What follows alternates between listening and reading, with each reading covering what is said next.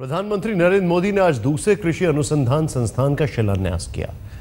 यह संस्थान झारखंड के हजारीबाग जिले में है। उम्मीद है कि इस संस्थान से झारखंड के किसानों की कायापलट हो जाएगी। लेकिन देश की निगाहें तो मोदी के उस ऐलान पर है जिसमें दूसरे कृषि क्रांति का नारा था। हमारे देश ने प्रथम कृषि क्रांति देखी है, लेकिन उसको बहुत साल हो गए।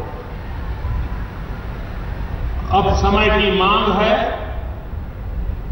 कि देश में दूसरी कृषि क्रांति बिना विलंब होनी चाहिए। दूसरी कृषि क्रांति का आह्वान ना तो हरियाणा से हुआ और ना पंजाब से। मोदी ने दूसरी कृषि क्रांति की मुनादी की झारखंड से। आखिर क्यों? इस सवाल का जवाब भी बताएंगे, लेकिन पहले जरा उस कृषि अनुसंधान केंद्र के बारे में जान लीजिए कि जिसकी बुनियाद आज पीएम ने रखी।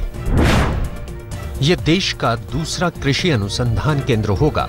इसके निर्माण पर 1000 करोड़ की लागत आएगी। बिरसा कृषि विश्वविद्यालय जमीन उपलब्ध कराएगी। 1000 एकड़ जमीन पर अनुसंधान केंद्र बनेगा। उद्घाटन के साथ ही मोदी ने यह भी समझाया कि इस केंद्र से पड़ोसी राज्य बिहार को कैसे फायदा होगा। कि इस अनुसंधान केंद्र का लाभ सिर्फ झारखंड को ही मिलेगा ऐसा नहीं, दक्षिण बिहार के लोग भी इसका सर्वाधिक लाभ उठा पाएंगे, ये उनको भली भांति पता है। दरअसल हजारीबाग का ये इलाका बिहार से सटा है। बिहार के सासाराम, औरंगाबाद और गया जिले के 22 विधानसभा क्षेत्र भी इससे सटे हैं। साथ ही प्रधानमंत्री की सभा में भी बिहार के बड़ी संख्या में किसानों ने शिरकत की थी। ऐसे में शिलान्यास समारोह के जरिए प्रधानमंत्री ने झारखंड के साथ साथ बिहार के हितों का भी ख्याल रखा। तो ये यूं ही नहीं था। वैसे तो प्रधानमंत्री कृषि अनुसंधान संस्थान के उद्घाटन के दौरे पर आए थे, लेकिन इस दौरान प्रधानमंत्री ने पॉलिटिकल माइलेज भी खूब लेने की कोशिश की। दरअसल ये जनसभा बिहार झारखंड के बॉर्डर पर आयोजित किया गया था और बिहार में चुनाव नजदीक है। रोहित सिंह के साथ धर्मेंद्र सिन्हा, बरही, हजारीबाग, आज तक।